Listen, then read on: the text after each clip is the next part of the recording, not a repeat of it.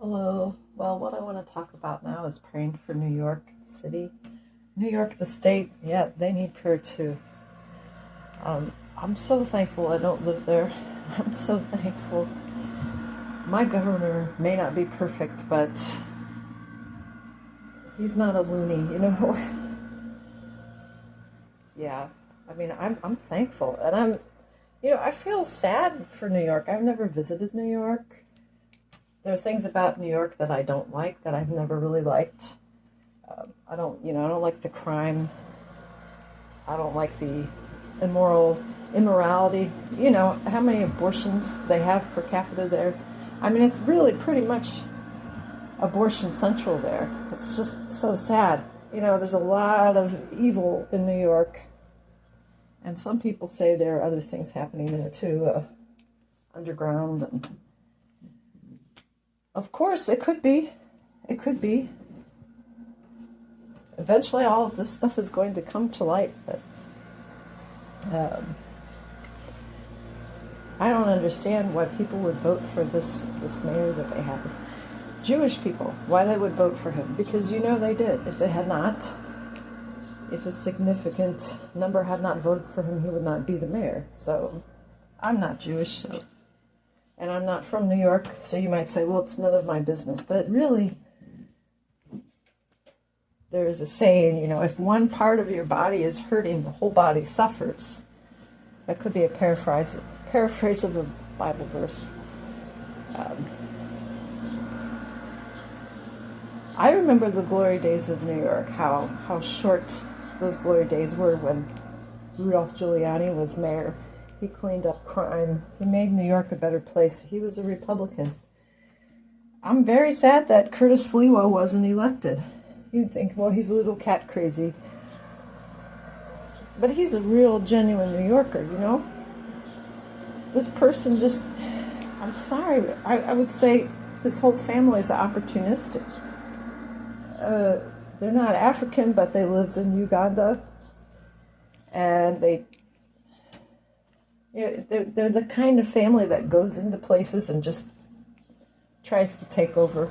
Kind of like a colonialist, right? That's what they're doing. Cultural colonialism. And you can say what you want about the United States of America, but let's remember how we were born as a nation.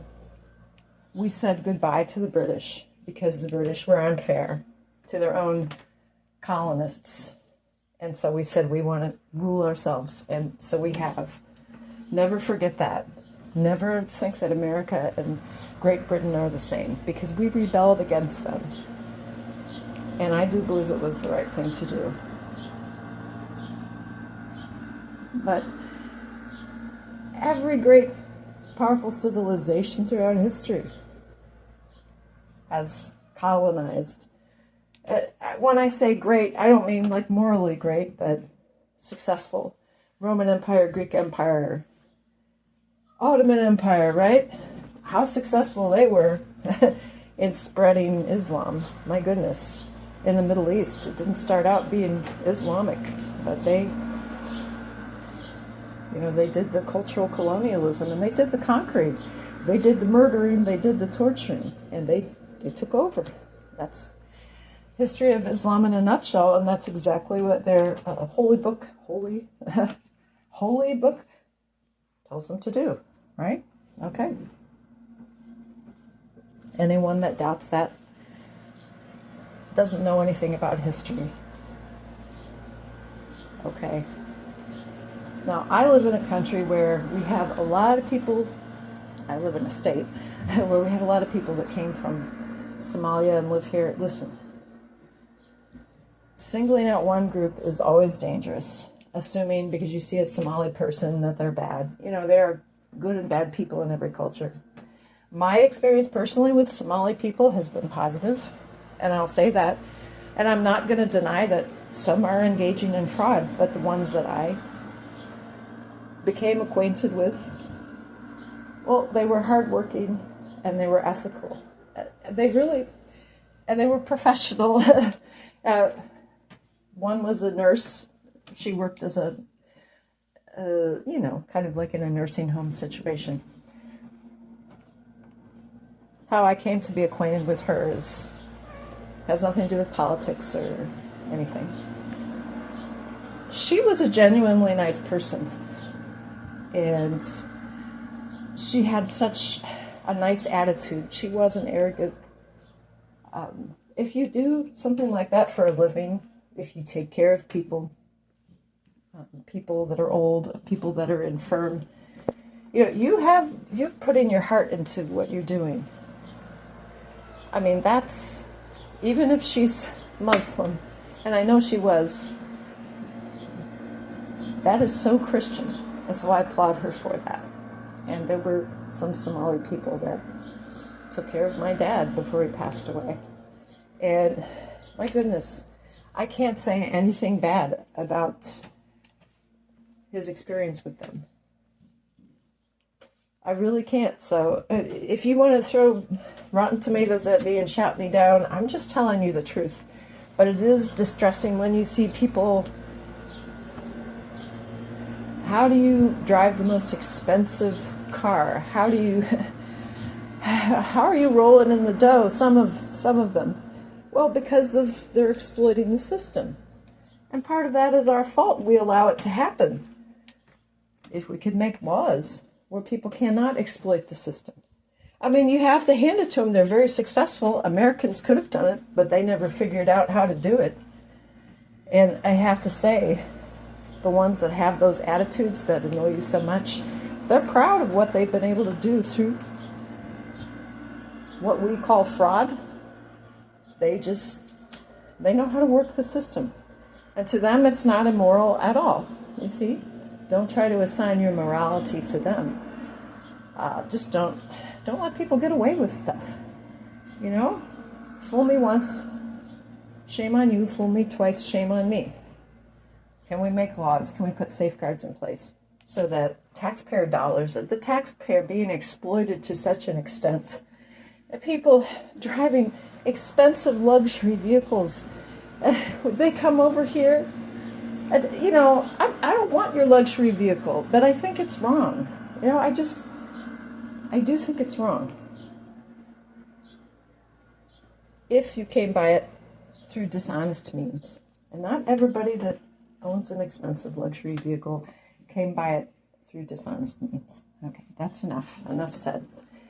But returning to the subject of Mamdani, I don't have any hatred for the guy. I can tell you. There's something about his voice. I cannot stand his voice. It sounds so modulated. And in fact, when he lived in Uganda, he spoke with an Indian accent. And I can't imitate it. I don't want people to think I'm trying to mock people of the subcontinent. But he spoke like a native of India, the way he used his inflection, the way he spoke. And he comes to America, and now there's no trace of it. He's just, that phoniness is, I think that really annoys me.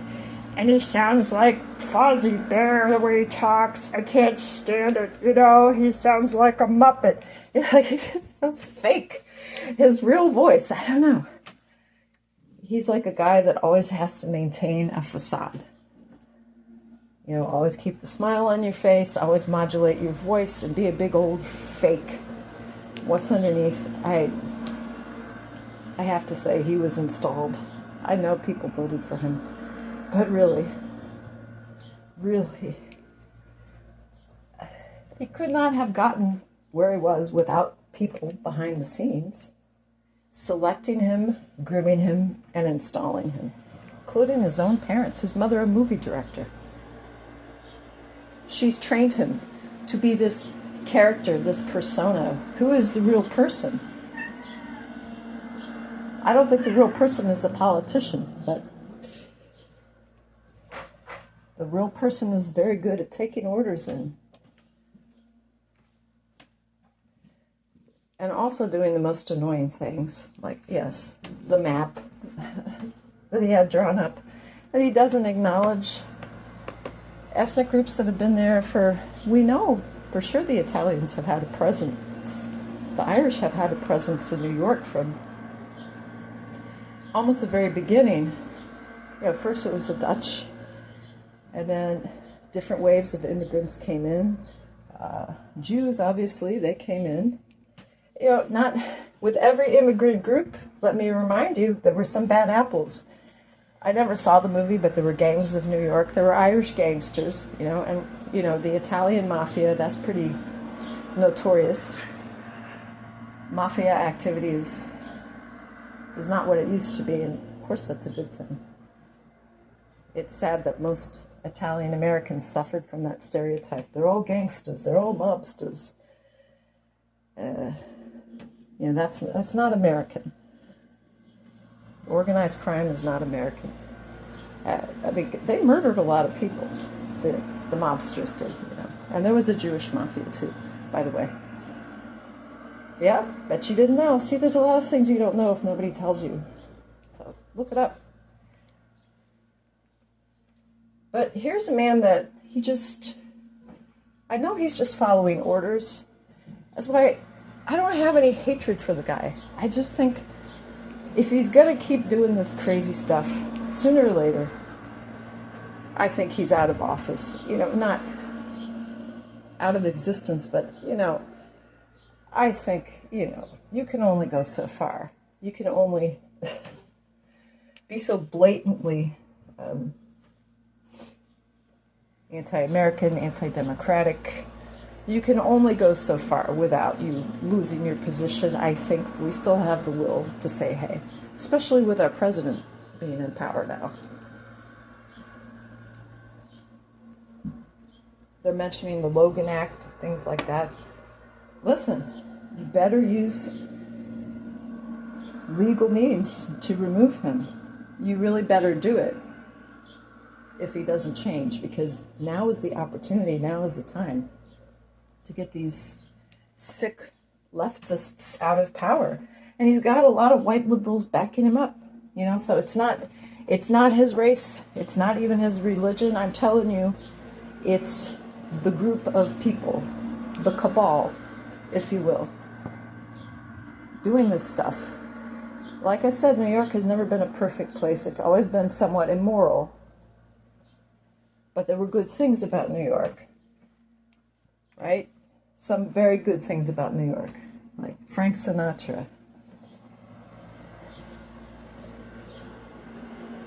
New Yorkers are tough, and they accept crime, and that's just what is it, the dog eat dog world and all that.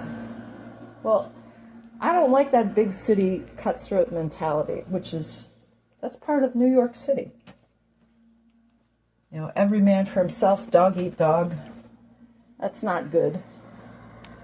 But to totally try to make New York a city-state, like its own little independently governing principality, what kind of nonsense? No. I mean, any legal means necessary, we need to use them to remove this cabal. That's what I say. We're not talking about doing something illegal or something violent. We're talking about using the legal means available to us now while we still have it. We better do it. We better do it. You cannot turn it into a little Cuba. This is just not going to happen. This is just not acceptable. No, it's not. Not while President Trump is in power. I know he's going to have to act if things don't change radically.